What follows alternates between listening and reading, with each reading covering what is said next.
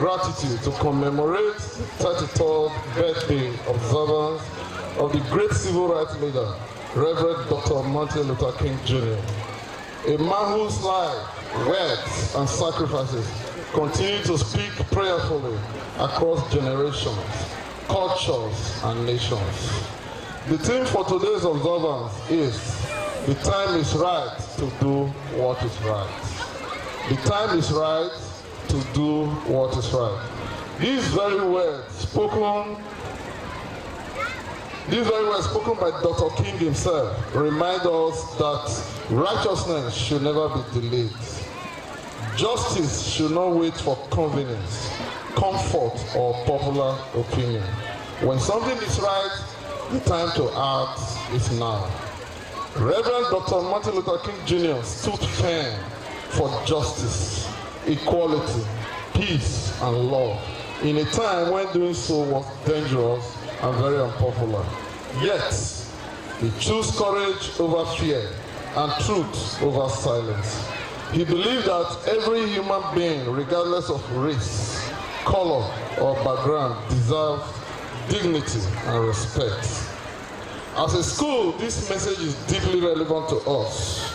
Doing what is right begins in our daily actions, in honesty, kindness, discipline, and respect for authority, and love for one another. It means standing against bullying, discrimination, and injustice. It means choosing integrity even when no one is watching. To our very dear students, you may think you are too young to make a difference, but Dr. King reminds us that greatness is not determined by age, but by character. Each time you choose peace over violence, truth over lies, and love over hatred, you are living out the legacy of Dr. King. To our teachers and staff, you shape minds and mold futures. Let us continue to be role models who not teach only with words, but with our actions, showing our students that doing what is right is always worth it. As we reflect on the life of Reverend Dr. Martin Luther King, let us ask ourselves, what is the right thing to do in my school, my home, my community, and my nation? And having identified it, let us not delay. In the words of Dr. King, life's most persistent and urgent question is, what are you doing for others? May this commemoration inspire us to be people of courage, compassion, and conscience. Let us rise today with renewed commitment, knowing that the time is right always to do what is right. Thank you, and may God bless you all.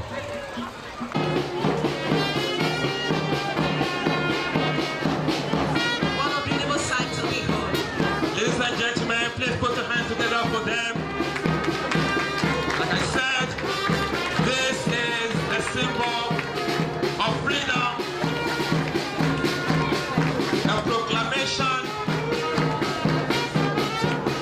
of the fact that justice must always reign. Another salute to the chairman, Hey. to our deputy chairman, and to all the distinguished guests on the high table, and to all our esteemed parents.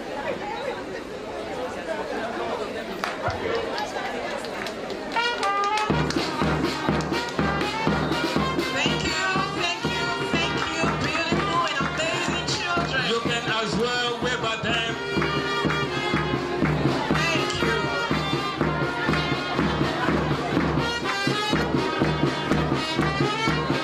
We have next to number one puppies in a beautiful attire, waving with excitement. Thank you. And next after them we have the primary two. Primary two in their peculiar attires. Thank you so much. Next we have the primary three puppies. All elegantly dressed, beautifully dressed. Thank you, children. Ladies and gentlemen, please put your hands together for them.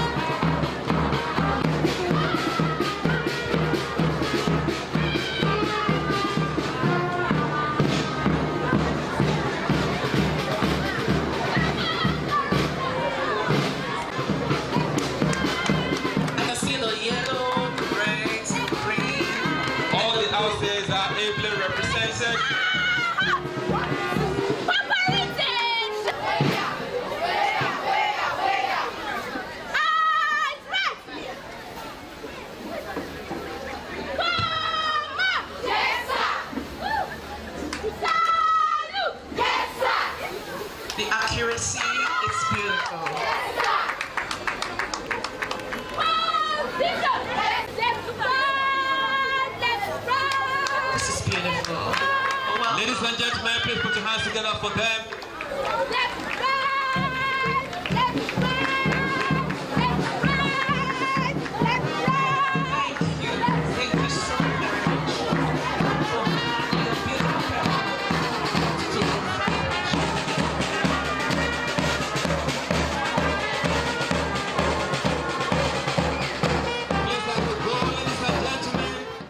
When I was invited to deliver this lecture, I asked the organizers if I could be given freedom to speak my mind on the issue. I was expressly told I could do so. I thank the organizers for the freedom. I want to exercise that freedom offered me now. I can tell you that if they had told me otherwise, I will not be here today. I come from a community, the academic community, that cherishes freedom, and I must address you with academic and lexical freedom.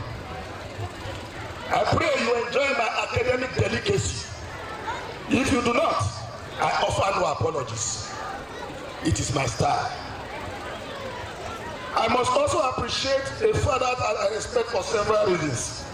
That is the Esama of Benin Kingdom. I cannot tell you all the reasons why I respect him in this simple lecture, but I can tell you one major reason. Because he has created jobs for thousands of persons with his investments. And the Benin Education Center is one of such. Let me also use the opportunity to challenge other rich men in Benin Kingdom to do so. Because the more of this we have, the more poverty will be driven out of our society. Lady Cherry Benedion also deserves special thanks. Behind every successful man, there is a woman. May God bless you for your good works. Ladies and gentlemen, let us remember today Dr. Martin Luther King Jr., the apostle of conflict resolution through non-violence. May his soul continue to rest in peace. Let me go straight to the lecture. The topic is the time is always right to do what is right. I consider this topic very important if our society must make significant progress in all areas. Let me say unequivocally that the current generation of youths are disappointing us when it comes to doing what is right. If anything else, we are making progress on the reverse. I wonder where this country is going to. I only pray for these generations and generations to come. Our approach to this lecture will be very simple. First, we shall define what is right and also give examples of what we must do. Then, we should also offer practical suggestions on the way to the promised land. According to Frank Awano Practical Dictionary, right is something done in accordance or conformable to moral law. Rightness, equitable, just, correct, true, accurate, and not mistaken. Ladies and gentlemen, and by extension our children here, the lecture affords me the opportunity to discuss with the leaders of tomorrow. The lecture is about you, how you can build your today to be great tomorrow. Your tomorrow starts today. Nations are not built overnight. You cannot succeed overnight. You must plan to succeed. If you fail to plan, then you have planned to fail. Success is about attitude, dedication, and focus. The Bible did not even say you can succeed only by miracle. It says God will bless the works of your hand. I am a practical scholar and a philosopher of reality. Even if you believe in miracles, you must work on your attitude. You cannot reap where you did not sow. I do not know your ambition as children today.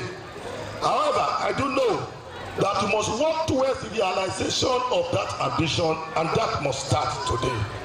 You cannot intend to be a medical doctor and you are not working hard on science subjects. You cannot intend to be a lawyer without working hard on the relevant subjects. It is quicker, I must repeat, our children, you must listen to this. It is quicker to jump from a story building than using the staircase. But we must know that jumping has hazards. You either die or at best break some parts of your body. I must say that from the information I have gathered about Igbenedion Education Center, the school is known for training children to abide by the high moral values that society requires of them. And I only advise that the institution should continue in this direction. I must also advise our children to take their studies serious. Let me make it clear that if you are serious with your studies, it is in your own interest. I repeat, if you are serious with your studies, it is in your own interest. My father told me this many years ago. I did not know until he died in 1997. Today I'm a professor, and the benefit is for me and my family. My mother also died in 2003. My parents are not here to benefit from my intellectual successes. Your parents will not be there forever. Therefore, your success is majorly for your benefit. If you do not succeed, you will also be the one to suffer. Time is limited. The best time to start doing what is right is now. Procrastination is the father of failure. A journey of 1,000 miles starts with a step. Think out something today. Work hard towards it, and the future will be bright for you. You do not wait for the future. You work the future out today by plan. You do not have to start big. Go and ask every big man today how they started. I'm sure most of them have small beginnings. I'm sure the Esama of Benin is a living example. You can rule your world if you are focused. Know what you want, go for it, and I'm sure you will achieve it. Do not be carried away by the successes of your peers when you do not know their source. Your peers might be involved in negative lifestyle.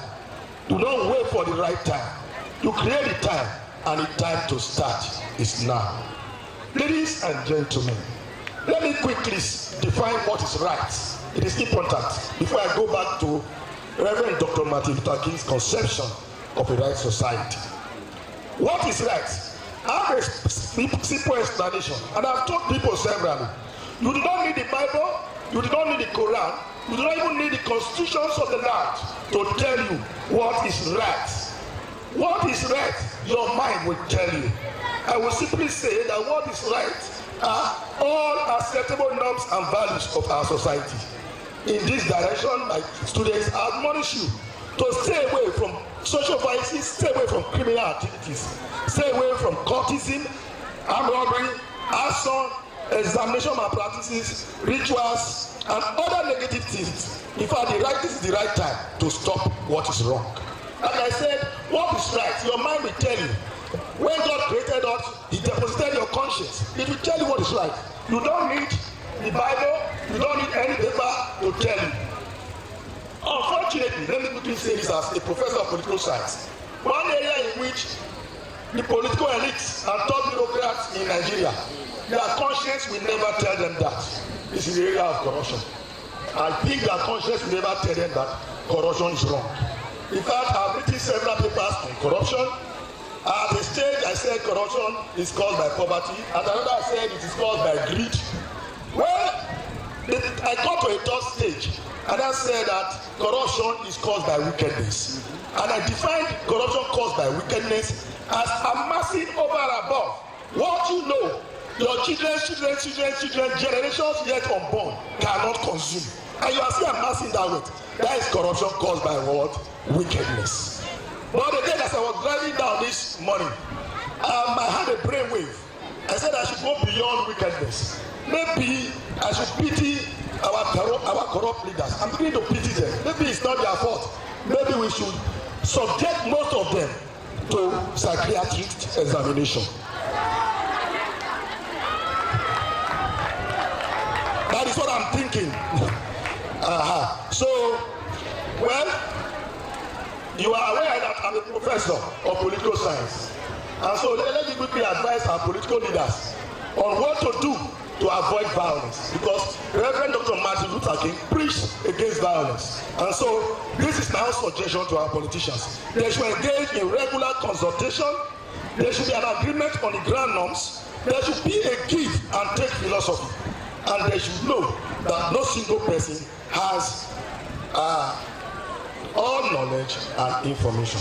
Ladies and gentlemen, I will not be happy if I do not offer practical suggestions to our youths of today. This is because I do not believe in a Yahoo generation. Neither do I believe in a ritual generation. Let me pause to tell you this. I told one of my friends some few days ago, I said, look, it is a risky thing now. It's a big risk in Nigeria to have children. Now, but we must still have children. But I'm telling you, it's a risk. Because if you are not careful, they use you for ritual. And so, each time I have opportunity to interact with men of God, I tell them, this one you are saying, bind and loose, the enemy must die. Start from the house. Put it as a prayer point. May my children not kill me. So I challenge you today, as you go home, in your early morning devotion, say it, let your ears hear it. May these children not kill me, in Jesus' name. First and foremost, we can be self-reliant. The youth needs to tell you can be self-reliant. How do you go about this? Discover your talent. 2, organize your resources. 3, engage yourself meaningfully. And finally, be honest and committed. Do hard job. Finally, let me tell our youths, hard work will never betray you. Consistency will never fail you. Patience will never disappoint you. Discipline will never mislead you. Honesty will never embarrass you. Learning will never harm you. Growth will never stop rewarding you. Focus will never confuse you. Humility will never disgrace you. Determination will never leave you empty. Wisdom will never misguide you.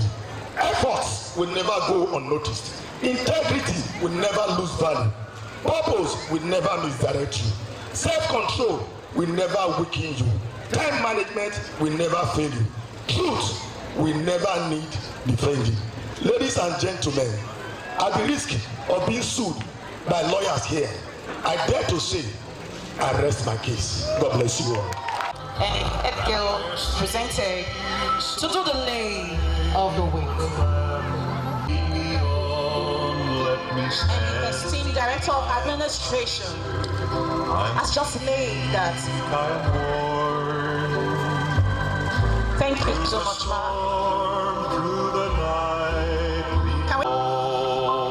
I'd like us to keep clapping for them. Please put your hands together for them. We have been celebrating Martin Luther King in this very square. Can we just stand up and acknowledge vision and put our hands together and appreciate consistency to vision? Can we stand up and acknowledge this woman, this vision owner? Can we stand up and acknowledge persistence and commitment to vision? Because that is why we are standing here today, doing the right thing at the right time. Can we just put our hands together at once? Our dear Lady Cherry, my mom, we appreciate you. Celebrated for the past 33 years, and it's good that when we engage in any action or any assignment, we have understanding. We stand here today to lay this wreath in observance of Dr. Martin Luther King, being a symbol of the struggle against segregation in the United States of America through the non-violence movement. I want to also use this opportunity to remind us and to make us understand, like all the MC have been doing, that because of this great man, Martin Luther King, because of what he stood for, justice and righteousness, that is why students of Igbenedion Education Center, parents and Nigerian citizens can go boldly to the embassy of the United States of America and we are granted visa. Can we put our hands together to acknowledge that? I would like to welcome everyone to observance of Dr. Martin King Junior's Day with the theme, Mission Possible, Building Community, Uniting Nations Through Non-Violence. Dr. Martin Luther King Jr. was assassinated on the 4th of April, 1968 at Memphis, United States of America. Why? Because of his civil rights activity. At the time, there was segregation against people of color in America. The purpose of observing of Martin Luther King Jr.'s Day is to celebrate the life and the legacy of a man who brought hope and healing to America, particularly the African American. I trust God today that on account of some of our students here too, we will be celebrating something good. As our speaker has said, that your family will celebrate you as you stand too for what is right. Igbenedion Education Center joined the rest of the world today to commemorate the timeless values he taught us through his example of non-violence, courage, truth, justice, compassion, dignity, humility, and service that is so redently defined in Dr. King's character and empowers his leadership. I believe that this same trait today we can see in the life of our Deputy Chairman, Lady Cherry Igbenedion, and that is why we are here still celebrating Martin Luther King after 33 years. Can we put our hands together? This observance commemorates the universal unconditional love, forgiveness, and non-violence that drove his revelation spirit. Today, African American can live in society free from segregation, walk in freedom, and achieve their personal dream like every other American. This is because one man chose. This is because one man chose. This is because one man chose to be different by leading a non-violent campaign. At the time, it was thought impossible. So if you know that as a person, you yourself one fine day will continue to stand regardless of different opinion around you, you will stand to do the right thing at the right time. Can you put your hands together for yourselves? Thank you. An emblem of freedom to other people around you. You must not allow yourself to be used negatively or to be an agent of injustice. A famous Black American whose love for his people led to the loss of his life 66 years ago. He fought for peace, love, and justice. It's another great year today indeed, where we celebrate excellence and willpower. You can be whatever you want to be. Just believe in yourself.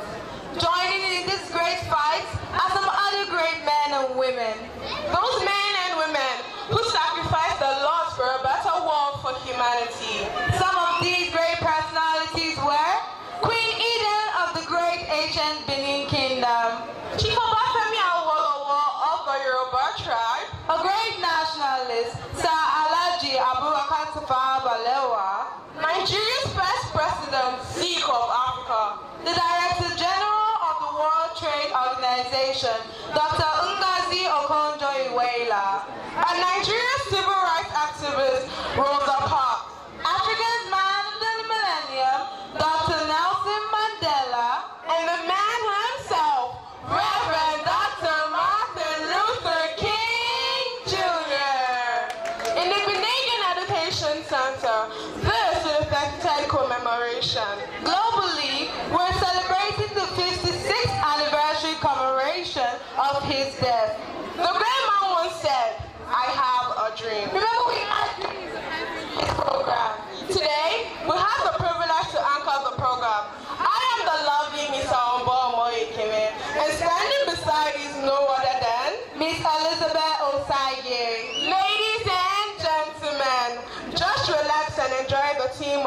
today's debate. MLK 56. This is the time to do what is right. Ladies and gentlemen, let us welcome these young shining stars, the Montessori pupils. Bringing up to the stage is the Montessori School for their presentation. Please, let's put our hands together for Igbenedium Montessori Primary School. Lift each other up. We all have name. Peace, not violence. Kindness is the way. You can change the world. Look around, you're not alone. We all need a hand to hold. When we rise, we stand as one. Guess our healing has begun. It's not too late, it starts with you. Little things can break through. Smile, bright, lift a friend. That's how the change begins. Peace, not violence. Love, not hate. Lift each other up. We all elevate. Peace, not violence. Kindness is the way. You can change the world. Starting today. Voice every face. Different stories, same space. Stronger together, side by side. Let's spread love worldwide. Share life multiplies. One by one we rise and shine. Small turn into way. Together we can live the world. Peace, not violence. Love, not hate. Lift each other up. We all have name.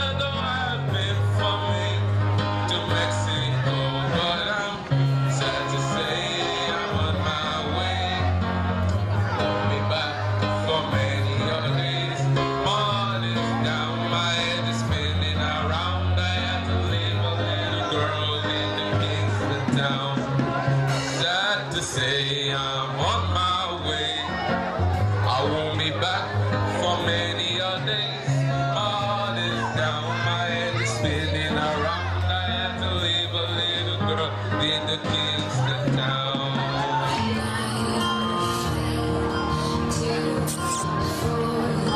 Watching you stand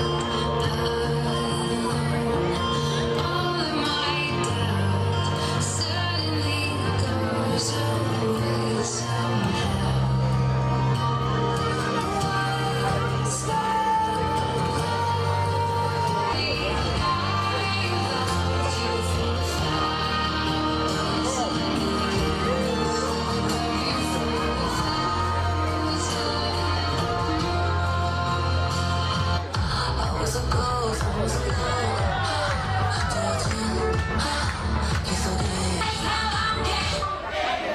Aeroplane mode.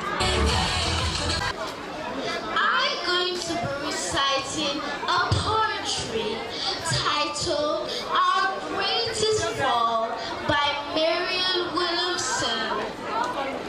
It is our light and not our darkness that most frightens us.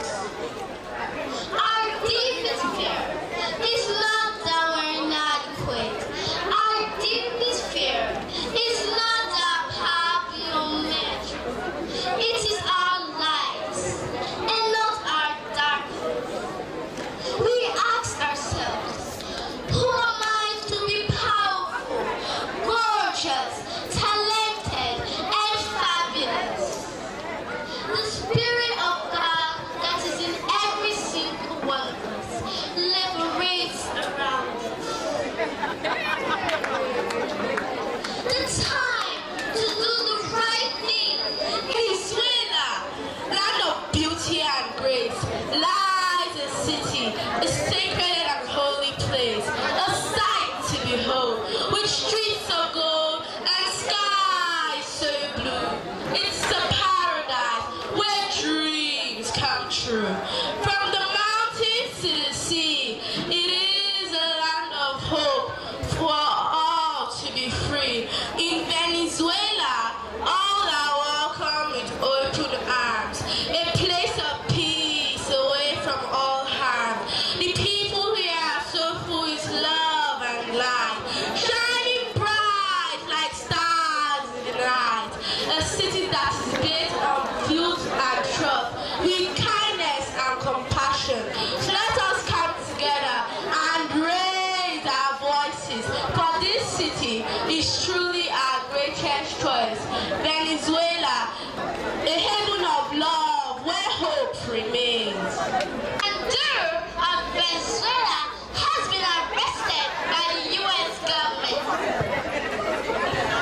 The drama you are about to watch was how the Venezuelan president, Nicolas Maduro, was arrested.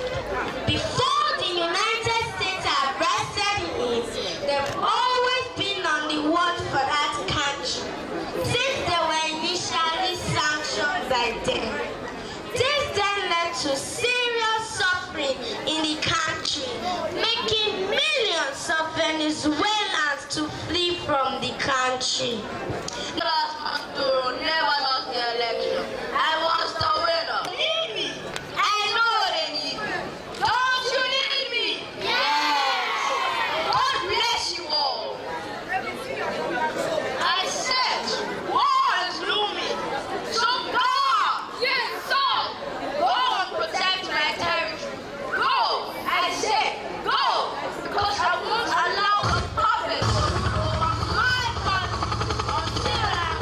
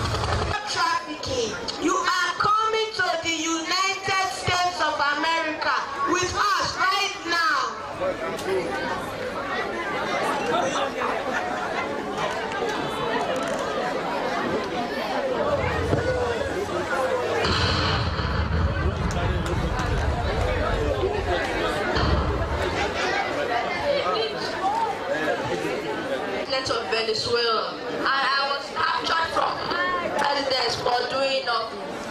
I am innocent. I am not guilty. I am a decent man. This is the very first time I am being booked for crime, which I know nothing about.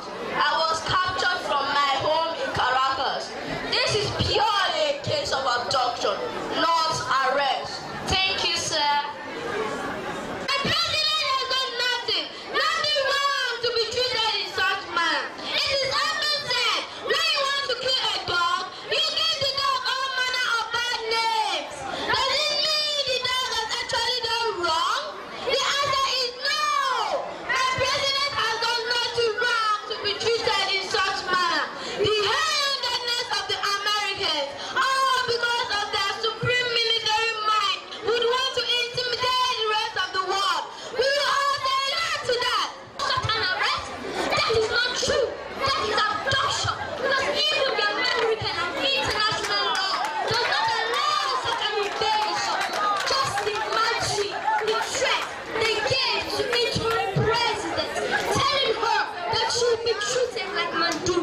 She does not cooperate.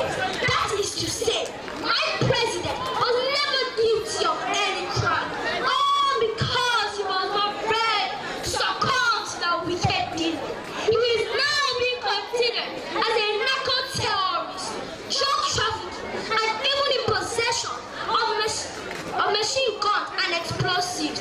What an aberration! I say, what an aberration!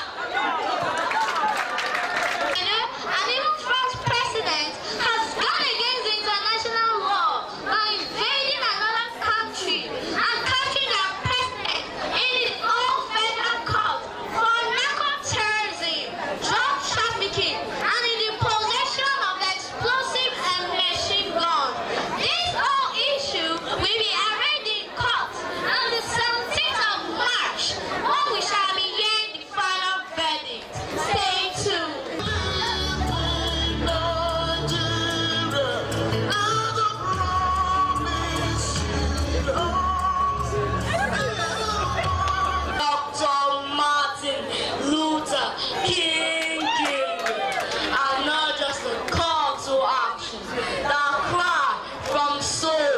The mouth for courage in the face of injustice. In Nigeria, where political greed tramples hope and hardship that scales dreams, this war speaking not just to morality, but to courage. They remind us that justice delayed is justice denied, and that silence in the face of wrong itself a form of wrongdoing. This message is not just a wise one. It is urgent. It is a lifeline for a nation drowning in corruption. A battle cry for Nigeria who has ever wondered where things change. Now, oh, now. You see it, the man who died because the hospital had no power. The woman who sells her car in the rain just to feed their children. The young man shot aside just for simply looking like a young boy. Keep asking, when will Nigeria change?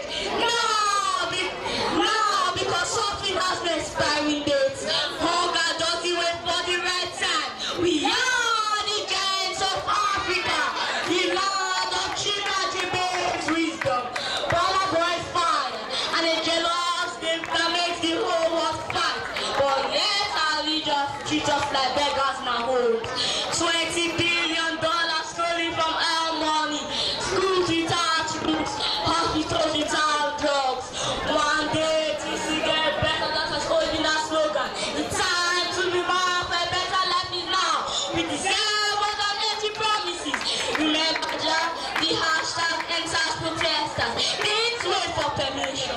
They stood before God, that blood stained the like he told them. They chose the time to protest because freedom is never given.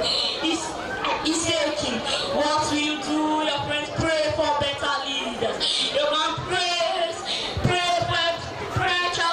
corruption. But yet there is the ash in Gary and dirty water.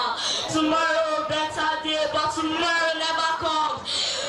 Even the Bible says everything has a season, but corruption has no season.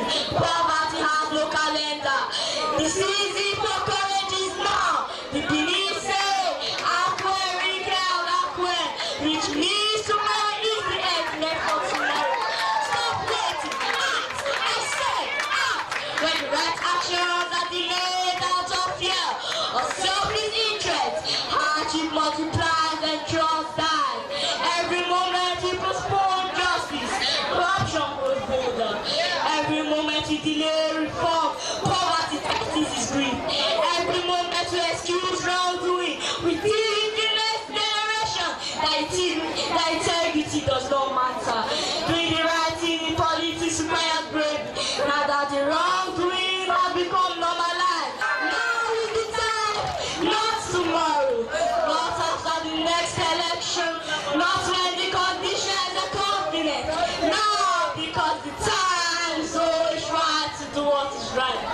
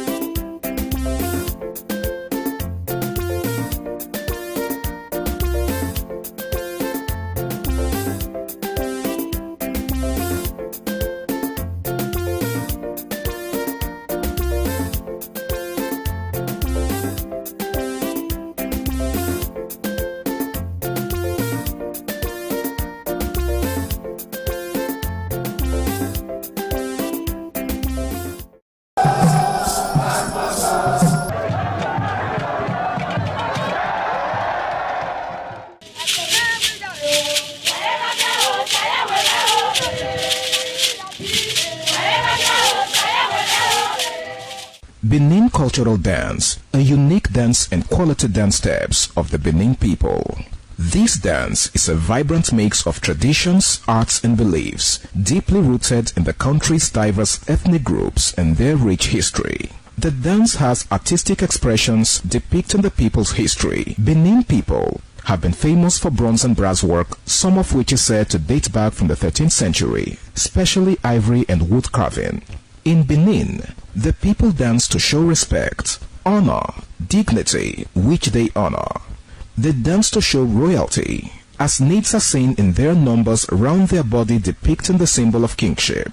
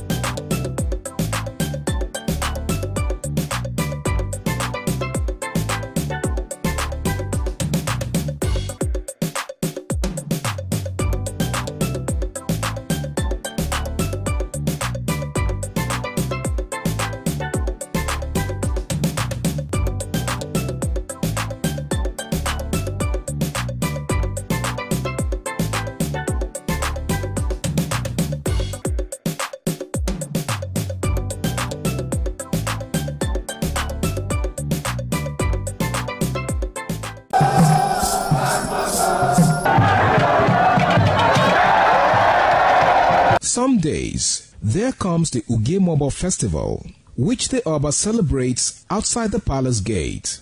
A pavilion is built of red cloth where rites are performed to drive away all evil spirits still unsatisfied by the year's sacrifices. The Ugemobo Festival is to commemorate an event in Benin history which dates back to 1504 AD.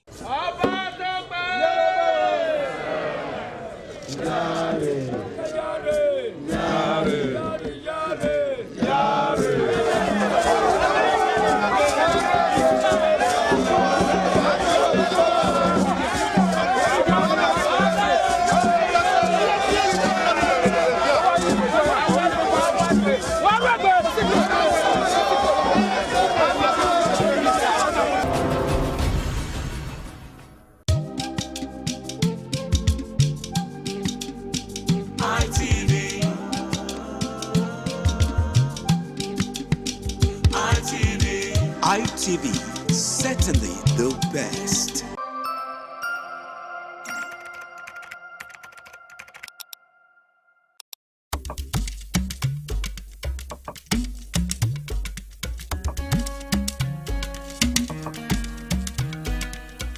What does one do with a bunch of memories? Laugh about them, cry over them, or capture them? I know what I'll do with such memories. I'll showcase those memories. Yes, I will show them to the world. I will flaunt those memories. Showcase that marriage ceremony of yours. Burial ceremony? Yes, let the people know that you buried your person in a grand style. Thanksgiving, ordination, baby dedication, housewarming party, and lots more on your entertainment program, Memories, on independent television. Every Sunday, remember, for your event to be considered thick and classic, then it has to be on Memories. Memories. ITV, certainly the best. Hello viewers, welcome to Viewpoint on ITV. I am Caroline Okonji, and talking about Viewpoint, it's a program that gives you and I the opportunity to air our opinions, our views, our thoughts about some of the issues affecting us in the country as citizens. And it is no longer news that insecurity, kidnapping, abduction of students and teachers is on the increase. So today on Viewpoint, we're going to be going out on the streets to talk to some persons and ask them questions and get the reaction, so to say, about how they feel, the way forward, the solution, and what is expected of the government to bring this issue of insecurity to a stop. It is Viewpoint on ITV. I am Caroline Okonji. Adoption of pupils and students and teachers is so appalling. It has become so rampant that Nigeria's situation as regard to insecurity is so pathetic, and it calls for emergency.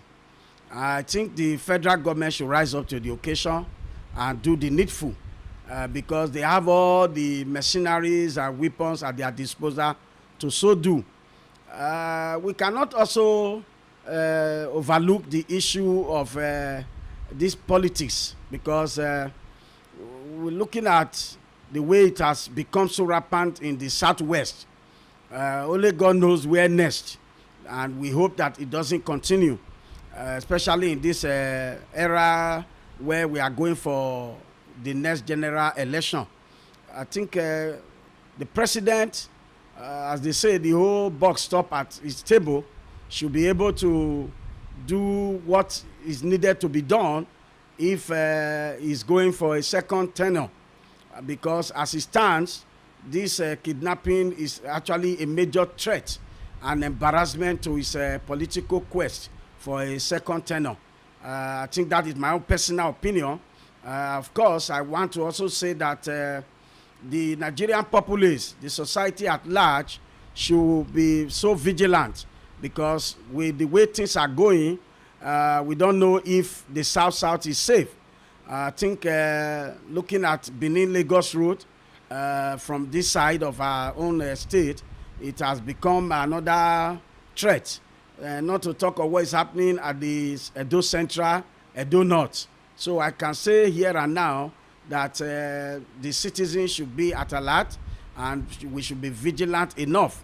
And again, this call for local security. I know some persons are clamoring for state policing, but I think local security would do far better if given the opportunity and all the necessary weapons. Take, for example, the security outfits here in Edo State. If they are actually ready to work, they will do very great work, because they are on ground.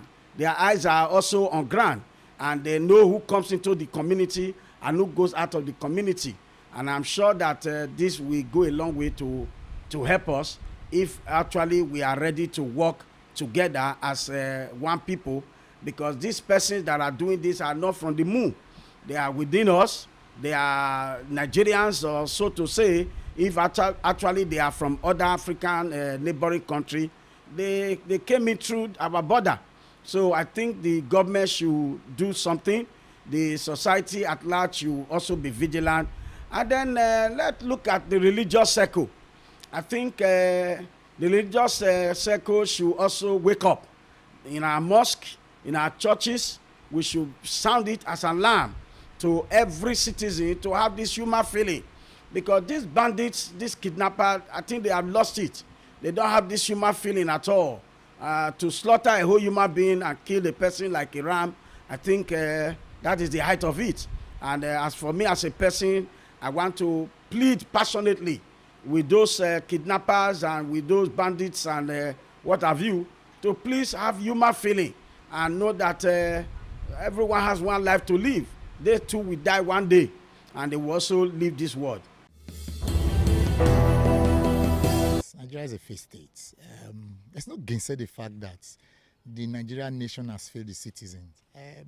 One of the primary responsibilities of government is the protection of lives and property. And that government cannot guarantee safety. It's a sign of failure. Government in every nation holds their responsibility toward the citizen. You know, the most annoying part was the message of Mr. President when he was interviewed and was asked about the insecurity and security of the people. And he said they should pray that the bandits have a change of mind. And I asked, would the American president ask American people to pray? So it's a clear sign of failure. And I make bold to say that the Nigerian government is not interested about the nation, not the next generation, rather than interested about the next election. And so that's just what they're interested in. It's about 2027 elections. I win, I come in. It doesn't care. A government that promised that he will take care of, he will handle the security, he will ensure that there's light, 24 hours light, and even made a promise that if he fails to do that, that you should not vote for him. That a promise made should be a promise fulfilled. The same government have not only failed, but have left the national grid to have a solar power energy at the Aso Villa. That's a clear sign of failure. And it means they have lost mind, they have no political will, they have no intention, they have no mindset of fixing the Nigerian state. They're just only interested in sucking, you know, our collective patrimony, whether I call it money, whether I call it oil, whether I call it funds, call it whatever you want to call, but they're just interested in. You imagine a Sheikh Tinubu who has actually not worked all his life, buying houses worth millions and billions of dollars across the globe. And so, let's not just talk about it. The Nigerian government has failed the Nigerian people. I just hope that the Nigerian people wake up to their responsibility, to realize that whatever it takes, they should wake up, because we are all holding our lives in our hands. We are holding, because you are a local government of yourself, you provide light, you provide security, you provide food, provide everything for yourself. Government owes you nothing. You know, so I have actually not seen anything that the Nigerian government is doing, apart from the fact that we are clearly Nigerians. After all, even other foreign nationals can claim Nigerian. If a serving minister can tell you that Malians and other neighboring countries are their brothers and their cousins, that they are legal as Nigerians, so what else do you expect? You know, I was just going through, I saw on one of the school recently where the Minister of the Federal Capital Territory, rather than talk about the lives of the people that are... I saw a video recently of those that were kidnapped, begging the government to come to their aid. The Minister of the Federal Capital Territory was issuing a threat that any event center or hotel that houses or accommodates a program that is not approved by them, you know, of another political party, will be shut down and their property revoked. That's a nation, you know. And that's a nation that they call Nigeria. What an agony of a failed nation. Unfortunately, with all due respect, I don't think that the Nigerian government is ready to tackle the issue of insecurity. Because I read on one of the news pages also where a sheikh was saying, yeah, he knew his son was a kidnapper, but he thought he had repented. That's when a bag of ransom paid, the bag with which a ransom was paid was recovered in his kitchen. A sheikh. It's in this. I also learned recently that the Sheikh Gumi is denied or banned from entering Saudi Arabia. Yet the man works freely in a country where he makes noise, supporting banditry and kidnapping. So kidnapping has become a lucrative business. It is obvious because late Sani Abacha said, when insurgents or criminality thrives for more than 24 hours, know that the people who are saddled with the responsibility of taking care of such are involved. It is a clear case that those in government are involved in this lucrative business of kidnapping as it seems today. Because if not, I do not see where or why the National Security Advisor, the presidency, or those security agencies saddled with the responsibility of taking charge ain't doing anything or doing much enough for Nigerian people to see that they try, but just say it get as it day. No, all they say is that you pray, or they are our cousins, they are political sons. We are rehabilitating, and the people you are rehabilitating are hitting up your army and killing people. Imagine Nigerian army generals are murdered daily, cold-blooded, recorded and posted. Nothing happens. It's become a business. And those who are gaining it or are making it are obviously not within our ranks, are not among the ranks of the poor, of the average. They are in the up echelon of those within the corridors of power in the Nigerian economy. I do not think that it is going to be easy to curb insurgency in Nigeria because those involved are those in power. The kidnapping situation in Nigeria is becoming something serious that government need to look about. I was once a victim of it. I spent how many days in captivity, but to God be the glory, God gave me victory. But government cannot do that alone. In police side of police, they have anti-kidnapper units. They needed to be trained in police. Anti-kidnapper unit needed to be trained often to follow up this kidnapper issue. One, and to the government, because only what I see as a victim of that circumstances, I know if you forget the way I pass when I'm there, but only what I see, the development is ahead of us in this country. The development is ahead of us in this country.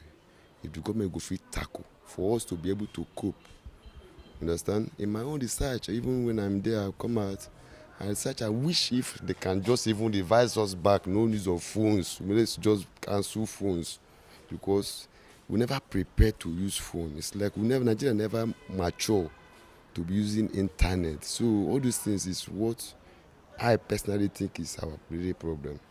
But we are still acknowledging the work, the police are still trying, but the force agencies, the president in particular, they should put much fun.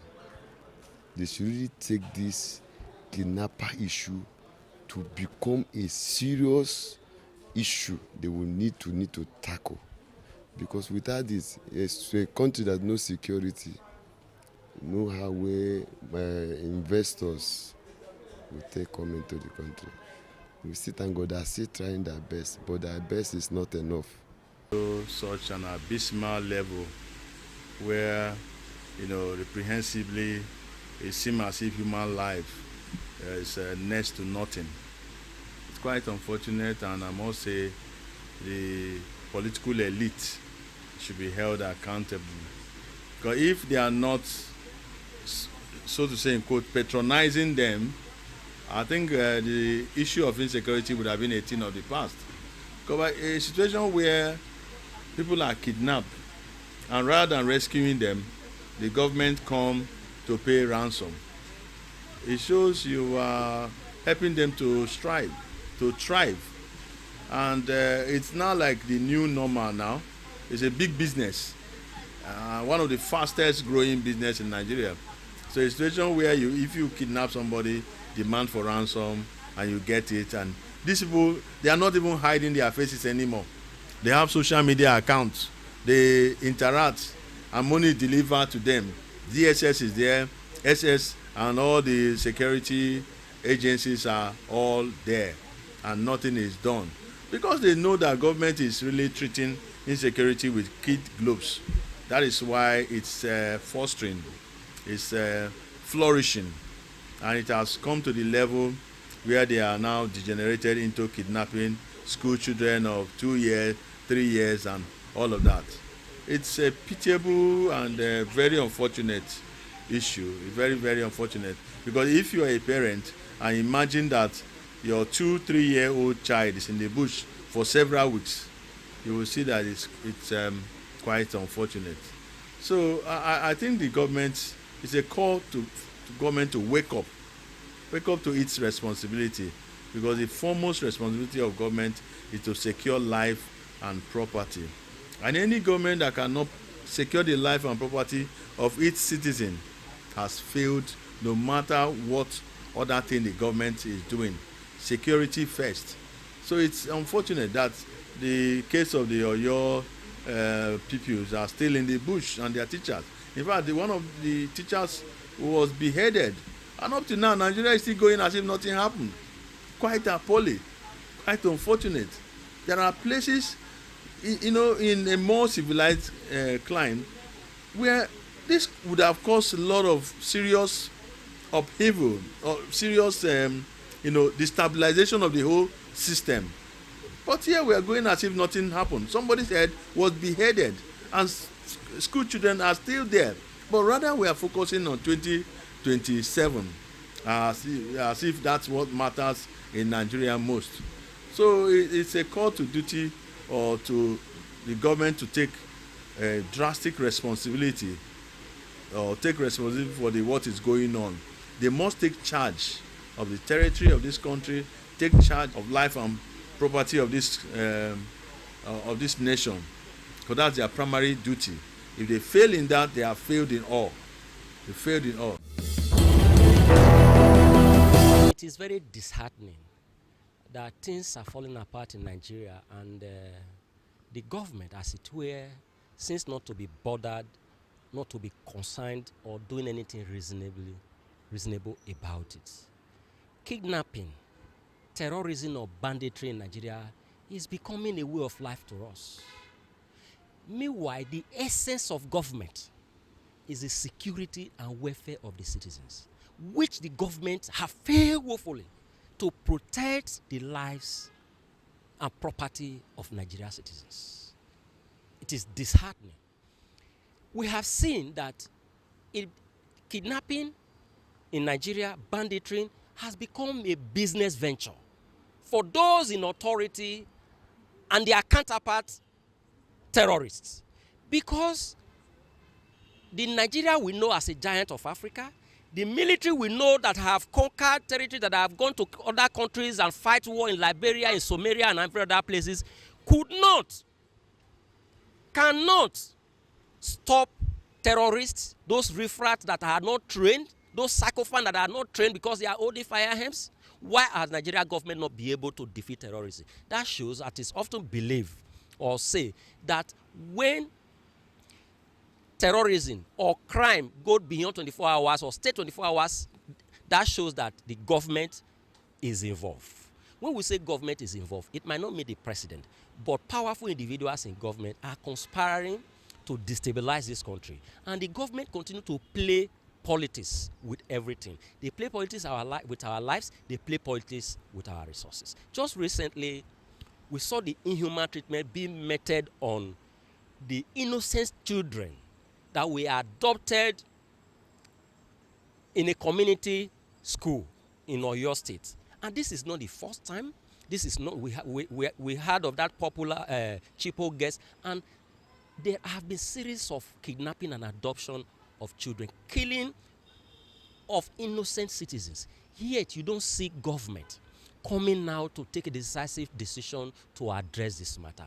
That tells us that the government of the day have an agenda.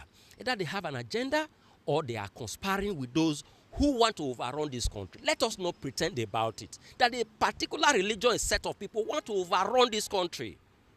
That is what is plain, and that is why I say the relative silence from the part of the government.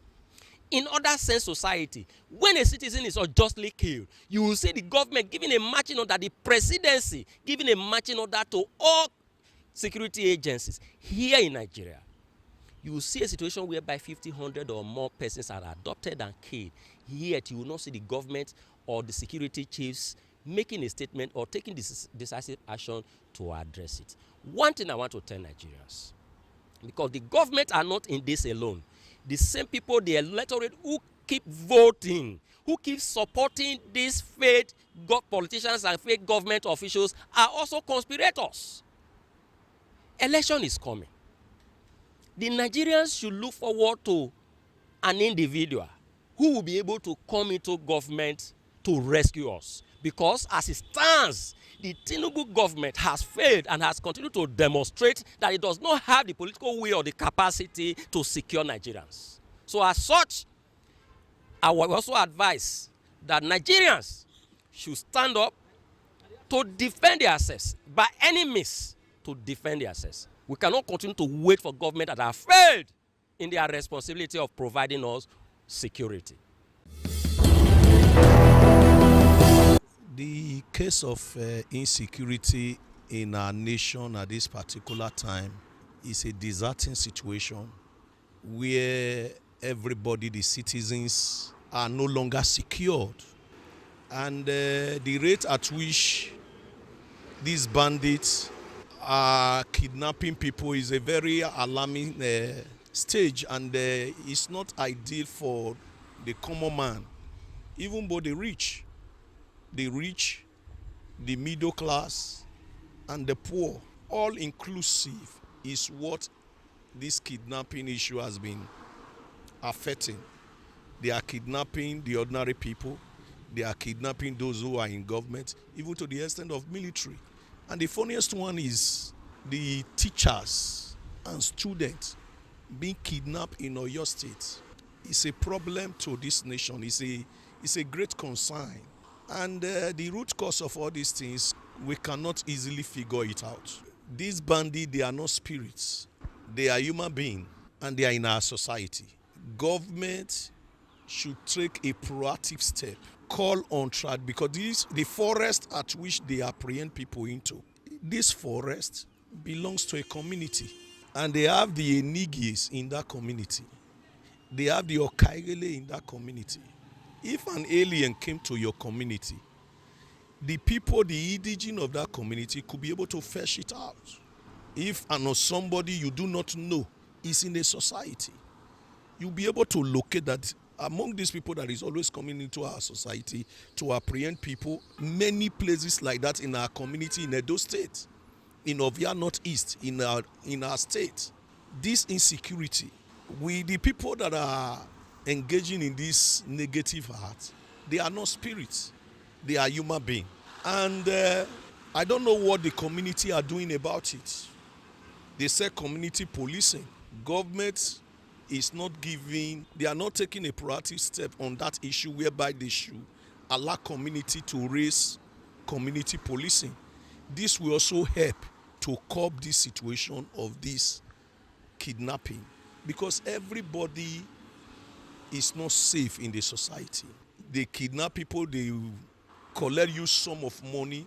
Some, if they didn't make up to that amount, they eventually kill them. Many lives who are destined to live long, they are being cut short by these hoodlums, by these kidnappers. It is a problem in our society. And the reason for this is because of the weak institutions. Let us get some things clear. Every crime in every society is curtailable. There's no crime that is bigger than the government or bigger than the society. It is what the people accept that stay with them. There are countries that have accepted drug use or drug marketing as their trademark. It is there with them. We are now gradually accepting to be the terrorist capital of the world. If we accept it, it will stay with us. Now, we have a government that does not seem to even be able to understand issues. I think that's our first problem. Because when you have a problem, you must first of all understand it before you solve it. The government we have at the moment, they don't seem to understand that there's even a problem. Unless and until their own is kidnapped, then they will pay money and say, go and bring it back, don't worry, let life move on. Life cannot move on like that. How many can you bring back? Because we've had cases of judges being kidnapped. We've also had cases of commissioners being kidnapped. Recently now, it's now military generals being kidnapped. It will not take long. It will get to maybe a governor, a deputy governor, a minister, or even somebody higher. So we cannot sit down and fold our hand and say it's business, because I heard one governor then say it is business. It is kidnapping for ransom, so it's business. It's no such thing as it's a crime against humanity of the highest order and should be treated as such. And if we consider it to say, because a governor one time said treason is higher than kidnapping, that treason want to destroy the entire country, kidnapping want to kill is just about some persons. We don't understand the value of life. That's why we're talking. Human beings existed before society. Human beings, the right to life existed before the right to a government and the right to a country. So if the right to life existed first, then we must protect life first before we talk of protecting country and protecting government. The way we protect government in this country, if we give the same attention to this kidnapping saga, it would have been over by now. Now, the issue of paying ransom, I have seen that some persons in government, as exhibited recently by one of the House of Assembly hopeful in Katsina State, some persons in government are directly benefiting from this kidnapping. They collect ransom. Ransom gets to some persons in government. That is why nobody is checkmating. That's why nobody is bothered enough to say, I want to do something to stop this nonsense. Because it is something that is stoppable. But because people in government are getting it, there are times you even go and report to the police. The policeman is asking you, how much did you pay after you have come out? They want to know how much you paid, so that maybe they will get their own share. I don't know.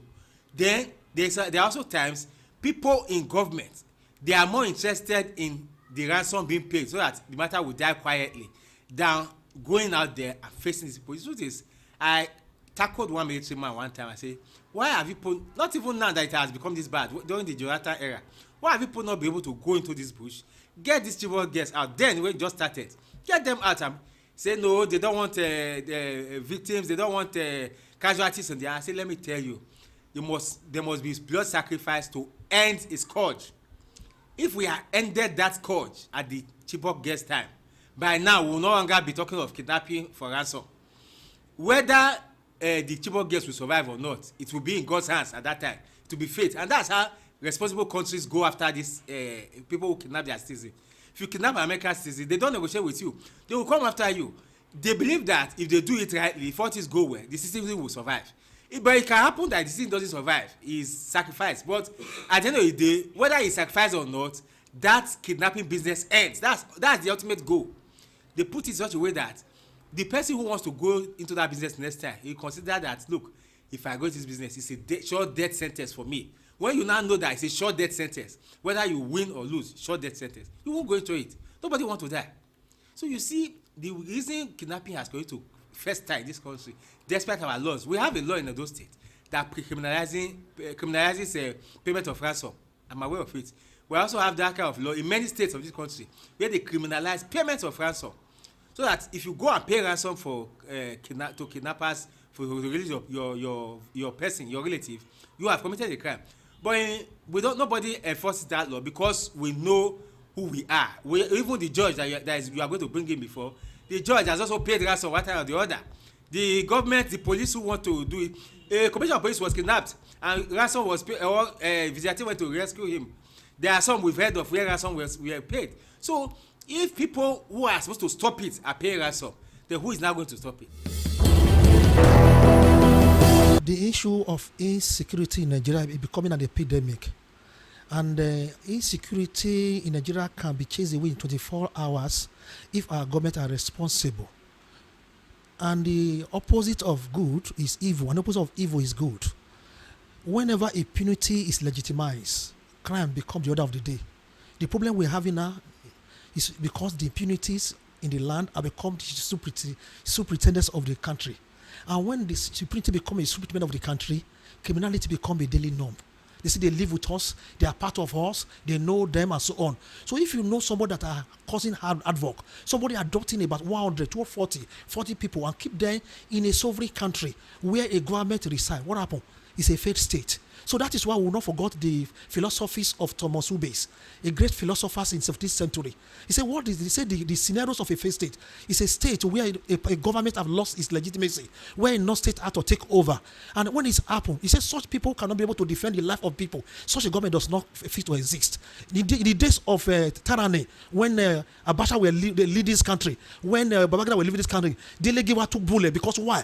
The government feared journalism. But so today they have been able to censor the medias. So the problem in this country, we have criminality in the helm of affair, and the only way we can dismantle this insecurity is when criminality is out of the country, because a government that cannot secure the life of his people, the property of his people, does not fit to exist. Because right from the day of Pablo Escobar in 1984 in Colombia, when they took over the system, they hijacked the executive, they hijacked the judiciary, they hijacked the police, they installed in their people, criminality take over the places. In those days, when one person died in Nigeria, till you see they will declare protest. The university government organization, they will declare protest. What is still happening now in the state now, in Oyo State? Because that can also envisage. And nobody can just abduct about 40 people and put inside the forest in a sovereign state. That means we are no longer in the state any longer. How can you abduct about 40 people inside the forest and they have GSMs, they have media, they communicate with people, they record them. Then when you want small boy in the street, when you put against government, you pick them up. And these people are making video in the forest in the Oyo State. So the only way, get rid of the government, get rid of the bad heads for the city. If not, we that are discussed will be the next victim. So the media should do their work, we also going to do their work. While fear is being considered as the order of the day in the lives of citizens, as insecurity is gradually becoming a daily activity amongst us as a citizen and as a country.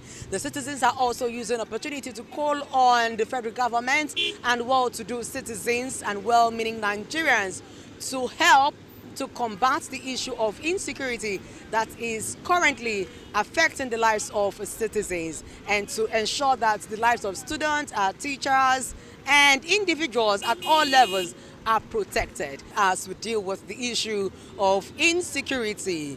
Opinions are still out there that government should intensify efforts to combat the issue of kidnapping, abduction of school children and teachers amongst the society, in order to have a free and safe environment as citizens are no longer feeling safe in a country where they call their own. It is Viewpoint on ITV. I am Caroline Okonji. Government at all levels should stand up and fight for the lives of citizens, as it is their sole responsibility to protect the lives and properties of citizens which they govern. ITV, certainly the best. For keeping a date with me on the program, Icons, and the storyline is giving value to the society and of course making the society a better place for us to live in. Today on the program, I guess, is Dr. Tabusite Osabo, the MD CEO of Twisted Osteo and Orthopedic Acupuncture Center. What gave you that conviction to start something on your own?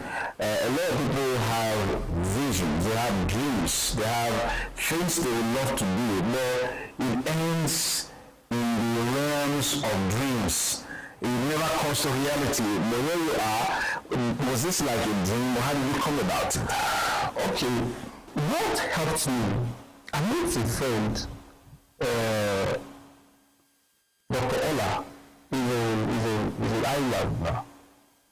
He left with his family, so he was visiting me. And as he was visiting me, we talked, we shared. I said, "Man, you're doing well." I said, "Doing well like this." I am. I don't know the one that brought me new stage planting. We cannot afford food. We are buying bone. We tell the woman to put sauce. The woman will say she's selling the sauce. We ask the woman how much the sauce is 15 naira. Why can you be selling sauce? As you are selling bone, you should be adding sauce to it. You can't be selling sauce, madam. I just add that sauce. So we buy bone. We compare the woman to add sauce that she's selling. It's just because people are very grateful. I just want to give you sauce. The sauce is 15 naira. Plantain is 15 naira. So you buy it 100 naira. So it's all that was buying that for me. So what really helped me was that any little money I get, I will go and deposit it in the bank. If it's 10,000 naira, if it's 20,000 naira, I will save every little dime I have. Already, if I was watching this program in DSTV, it's a business program. The white man will say, let's save your money from 1 cent to 1 billion to 2 billion. So you're just calling billion. I used to save the money like that. I said, so you start saving for 1 naira, you can go to 1 billion. So I started saving like that. Wow. So if I have 5,000 naira now, I I'll use 500 naira to pay transport to go and save that 4,500. I stay like that. You even bring that. If that money is in my pocket, I will spend it. But if it's in the bank, I will save it. I will not spend it. And I said I don't want to have ATM card to that. Then all these POS transactions was there. So I was saving every little dime. As I was saving the money, and the money was coming, I was saving it. As the money was coming, I was saving it. That was how I now saved enough money to buy a therapeutic bed in 1 room.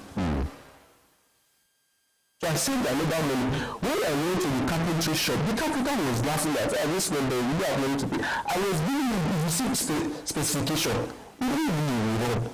I don't have money. I will say the specification, the bed we have, the collapsible, to have cupboards, I said, how much is it? He said, this is the amount. I said, okay, I can't even remember how much again told me. I deposited the first deposit. I said, how many weeks will you take it to do it? He said, 1 week. I said, okay, no problem. Before that 1 week, I'll pay the money. So I went back to the office to start working another saving money again. So in 1 week time, I called him. Is he ready? He said I should come the following week. I was happy. I didn't quarrel with you. That's what you actually I worked in the money. So I now said, okay. The next week, he said I should come and collect it. So I have money to pay transport from there to come to the clinic. And also, I have money to balance up. So I balanced up here. And I was happy. The workers were also happy. I was paying money. I didn't want disgrace in my life. I didn't want insults in my life. So I was saving enough money to pay the secretary and to pay one of the therapists that was working with me. And also I was saving money for the 500,000 for the rent. I wasn't even talking about how I was going to live. They were just save for these 3 things. Because I don't want somebody to inject me, or somebody to insult me, or somebody to call me out. I want to cut you from the apartment. And God forbid, that crumbles the business as well. Crumbles the business, yeah. So, it's not that you have, well, for young people that are aspiring to go into business, when you start getting money, when you get money, you have 200,000, you just call out the 200,000 and say another one will come.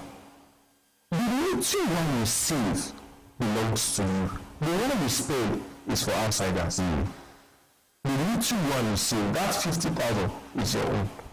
The other ones you are spending is for other people. So you are actually giving other people back their money. So endeavor to only save. What also needed me up is moving.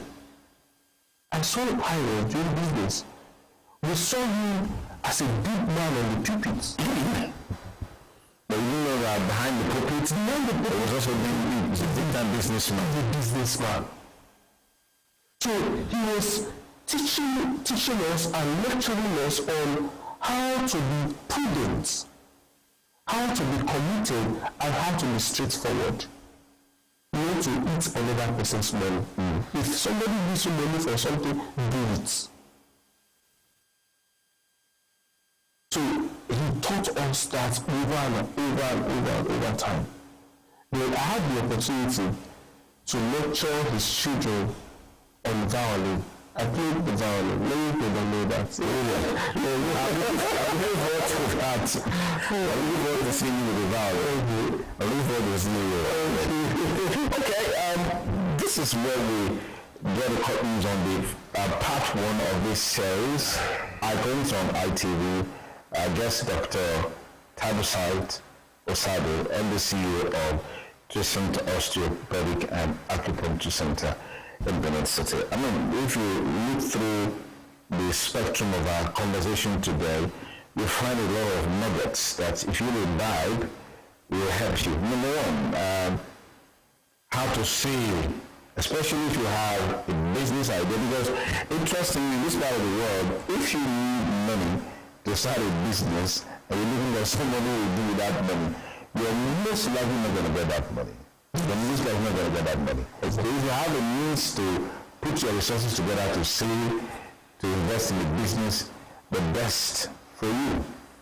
And then also he had just 2 shirts and a pant trouser, and started living in his office, couldn't afford an accommodation, all in a bid to ensure that his vision is realized. But of course, you can watch this program on our YouTube channel, ITV Radio NG. Post a comment there. I'm sure in the next episode of the program we'll definitely highlight your comment.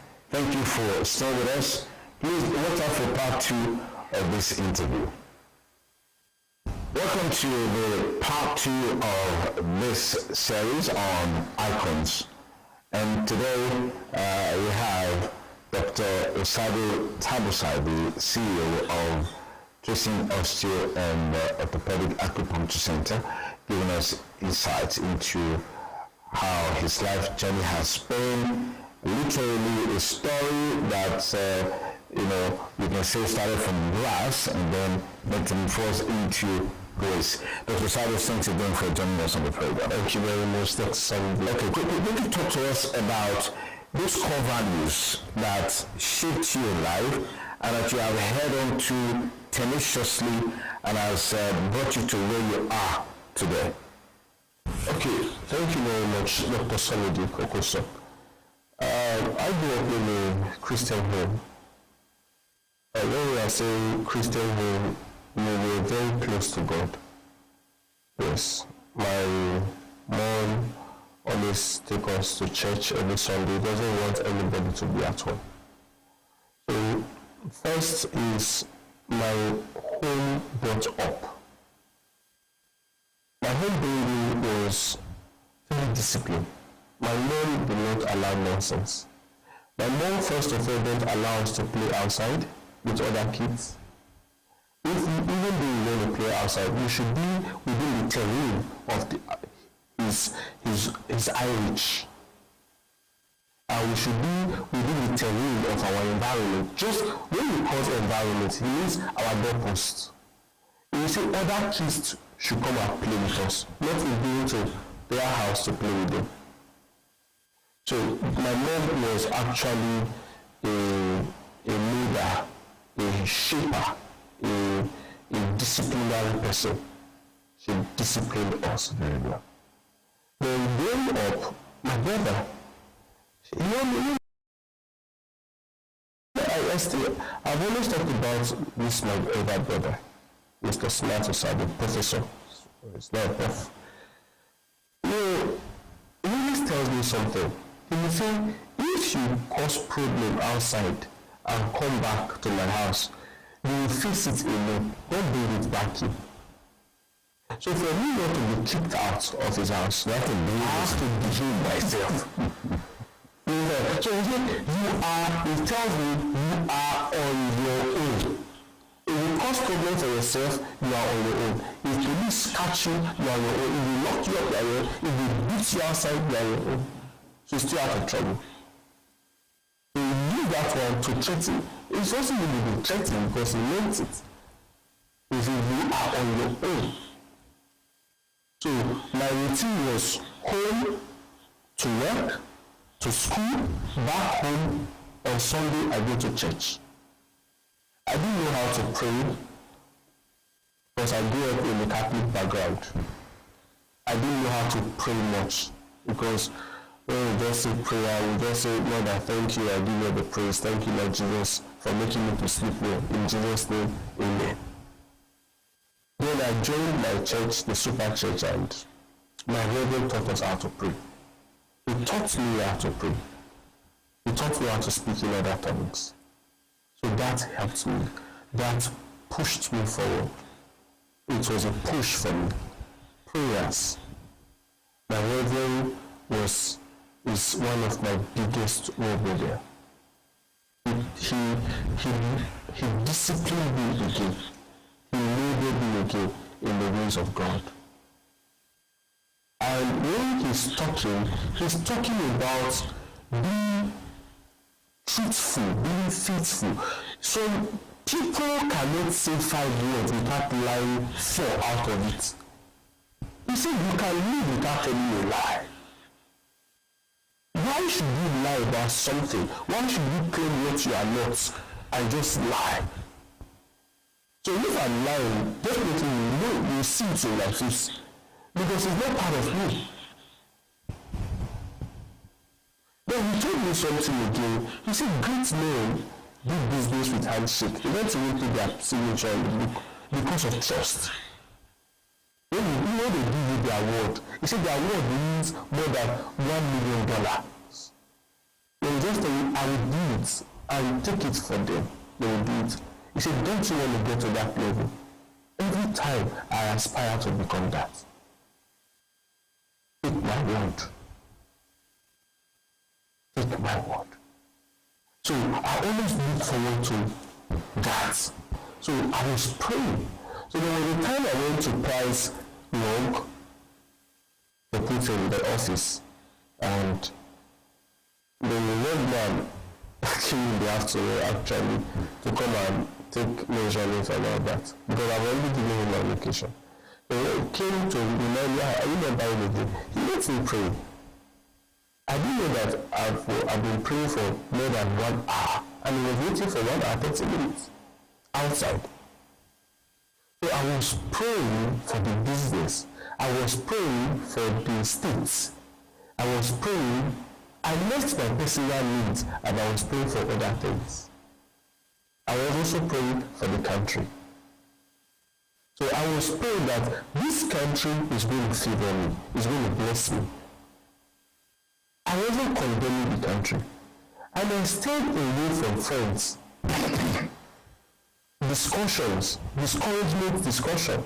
Because what kills people's morale today is when they find themselves in the wrong company. People talking, when they are talking about the government is that Nigeria is totally condemned.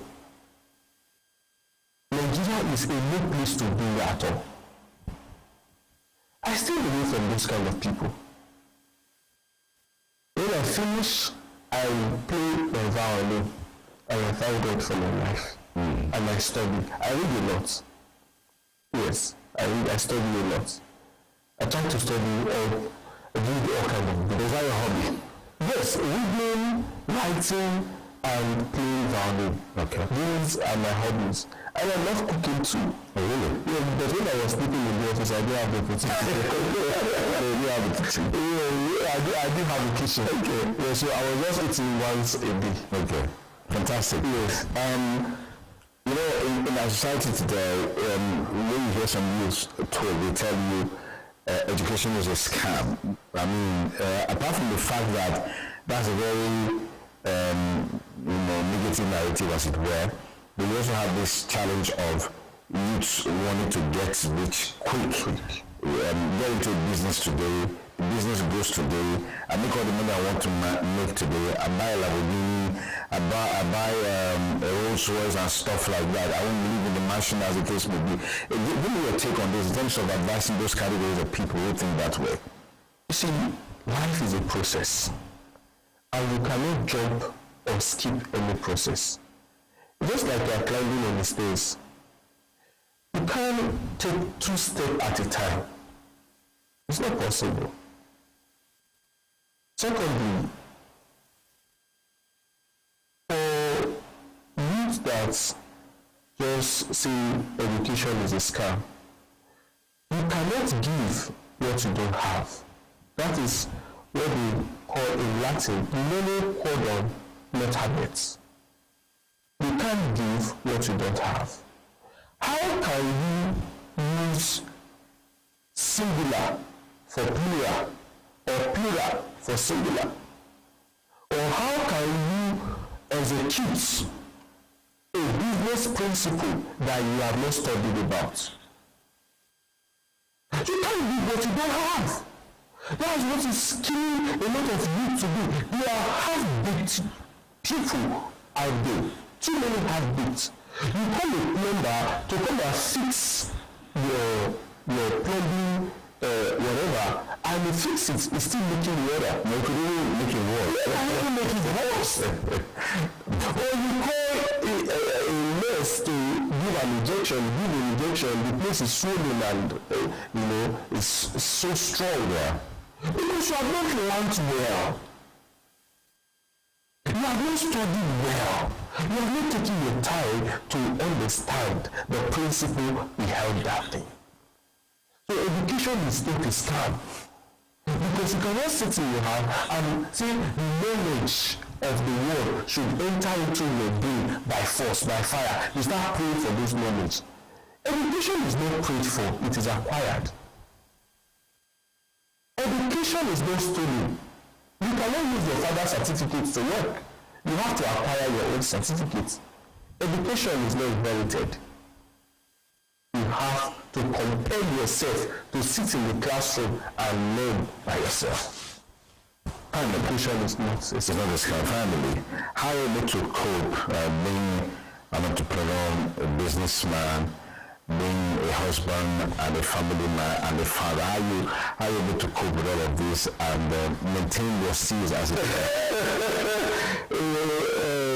whatever you do, just enjoy it. As an entrepreneur, you should have the power of publicity. Make your business known, no matter what. Even though you're inside a pit, people will look for you when they know you. Yeah. Make your business known. Publicity is one of the key power, the key strengths to every business to grow. Then, secondly, for me, as all of this you just mentioned, I actually have a partner as a friend. We just play like children. You don't take things serious. You enjoy the process. We play along with the process. We don't see ourselves being carried away by what people say. Okay. You enjoy the process. When you have, you enjoy. When you don't have, you enjoy the same way you enjoy when you have. Don't look at other people, what they are doing. And I know that other people will want to challenge you to do more. But everybody has his own pace at which he's moving down. Your pace is not my pace, and my pace is not your pace. Absolutely. We are moving in different pedestrian. So for me, I'm just not with anybody. I don't compete with anybody. I do my things the way I like it, the way I want it, and the way people will like it as well. Okay. So how do you see yourself in the next 10 years? The next decade?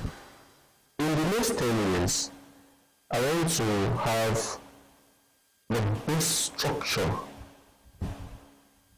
here in Nigeria, in Edo State, Nigeria, that we manage conservatively patients. I want to see how people will come to the realization of being in a certain way that they are not consuming prescribed and unprescribed medication for pain. Okay. Again, they can have a place to go. I want to be that man they call father. That your children can play around you. Even though you have a very tight and busy schedule. Because our generation that we are bringing forward now, we are raising now, we don't have parental guidance again. We don't have parental love again. They are looking for love outside. I want to be that father that can love his children. So I want to be a father, a good father for that. I want to be a mentor. I want to be a problem solver. That all of you are this, but we want to make it bigger. Yes. All right. Thank you very much. It's been worthwhile talking with Dr. Tabasite Osabo, the CEO of Tristan Osteo Orthopedic and Acupuncture Center in Benin City, giving us insight into his life journey and things to expect in the next decade. I want to thank you for having us your time. Thank you so much. Well, that's the wrap on Icons, the program while it lasted. You can follow for more on our YouTube channel. Please post a comment there, and of course share this video. There's a lot of lesson to learn from it. Apply this to your everyday life, to your business life. You be the best version of yourself. I'm Sonny Duke Okosu, thanking you for staying with us. Bye for now.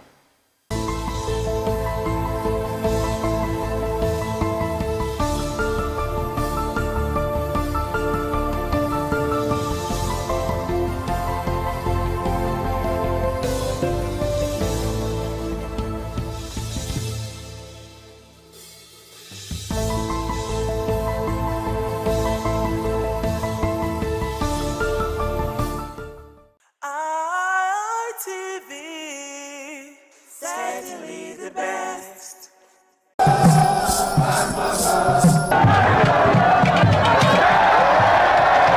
Some days, there comes the Ugemobo Festival, which the Oba celebrates outside the palace gate. A pavilion is built of red cloth where rites are performed to drive away all evil spirits still unsatisfied by the year's sacrifices. The Emobo Festival is to commemorate an event in Benin history which dates back to 1504 AD.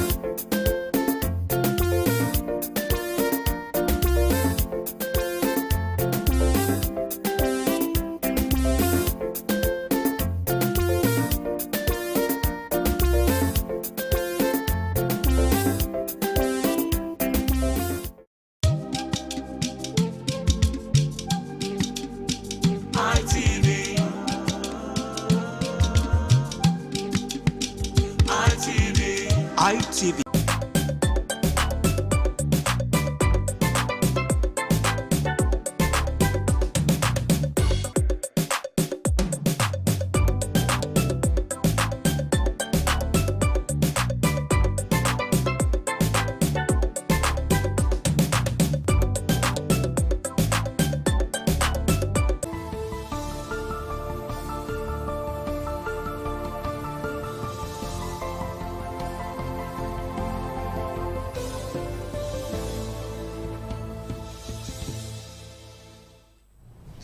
Good afternoon and thanks for joining us on ITV News at noon. I am Harry Igboje.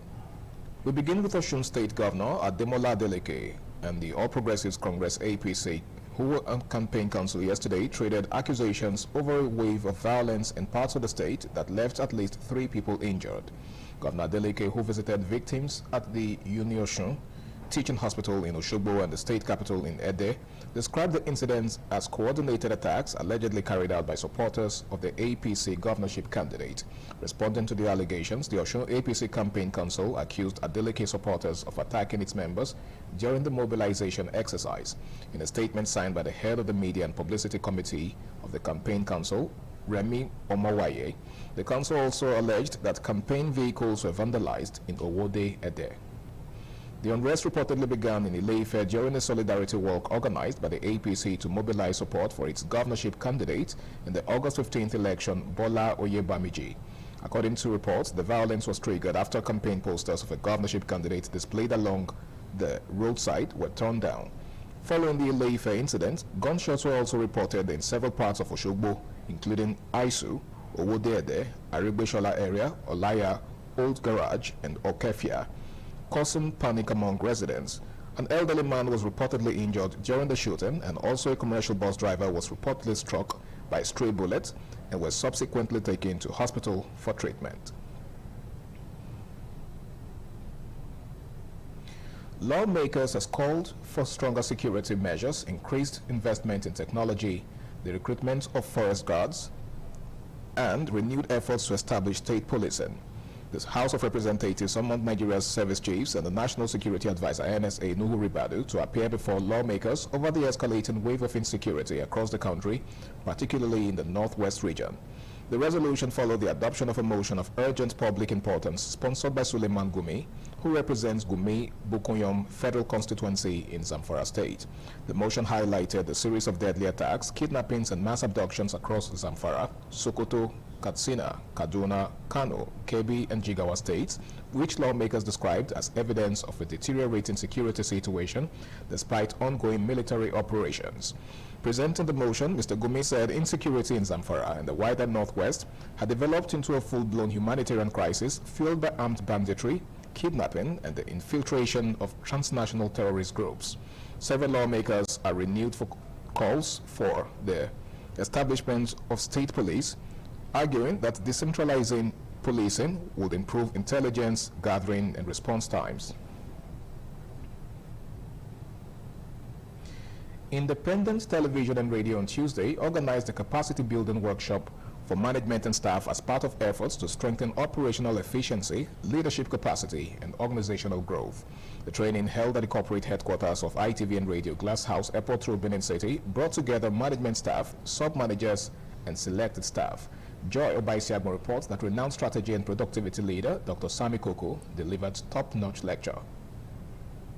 Speaking at the event, the Managing Director of Independent Television and Radio, Engineer Elvis Obaseki, said the workshop was designed to enhance leadership skills and improve capacity at the sub-management level. He noted that empowering managers and sub-managers would foster greater responsibility, accountability, and a stronger sense of ownership in the day-to-day administration of the organization. There's always been a managerial intent to begin to bring those of you at the sub-level and those of you at the unit level to begin to feel and have a sense of leading an organization like ITV. The resource person at the training and Chief Executive Officer of Nakachi Consulting, Dr. Sam Ikoku, emphasized the importance of adopting a solution-driven mindset in the workplace. According to him, organizations achieve sustainable success when employees focus on solving problems rather than dwelling on challenges. Flawless execution turns ordinary companies into extraordinary organizations and develops great managers for the benefit of the industry. How can we transform this TV station into what we call social television? That's the future. If you don't know what it is, you have to. Social television is different from television. It's a mix of both, television and social media.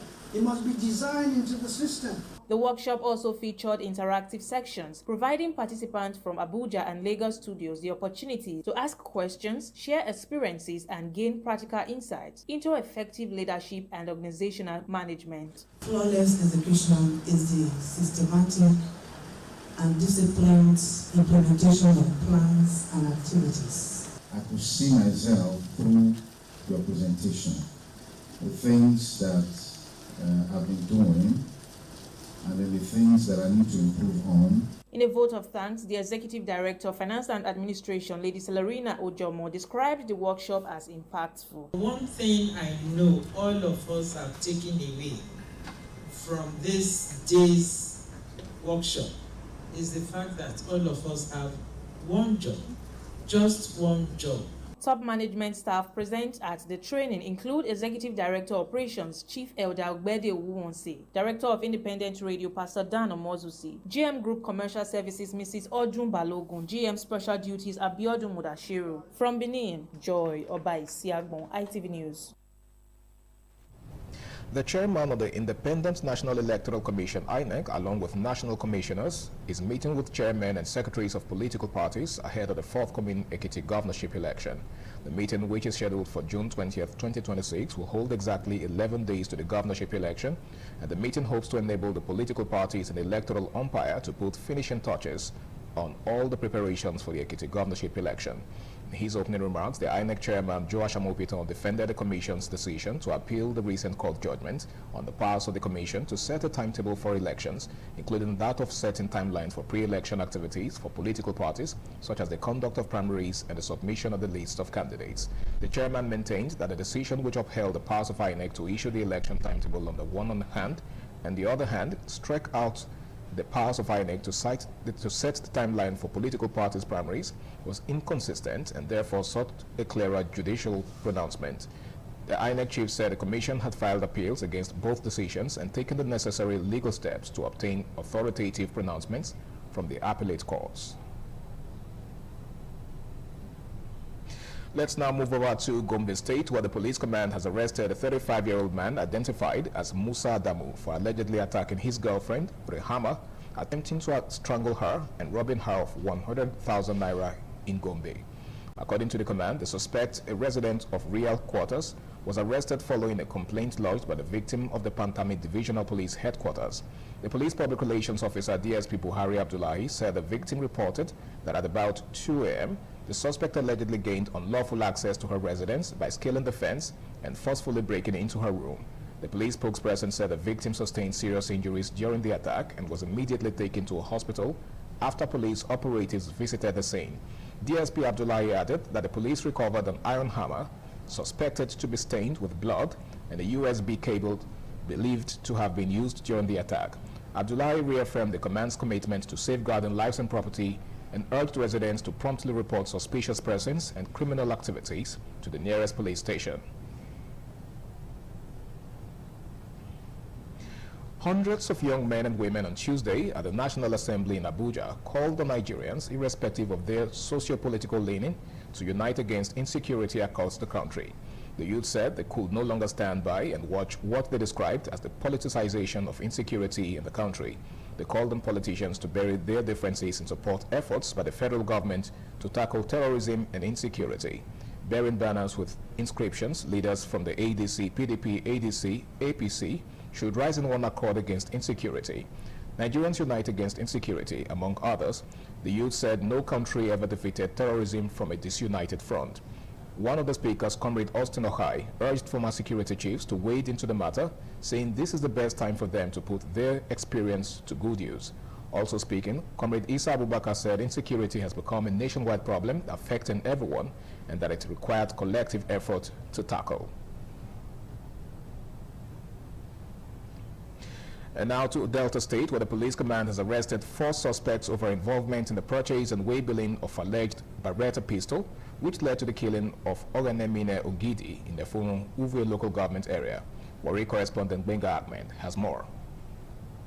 Parading the suspect before newsmen at the Delta State Police Command headquarters in Asaba, the Commissioner of Police, Yemi Oyeniyi, said the arrest of the suspect was made possible following intelligence efforts of the tactical operations of the command.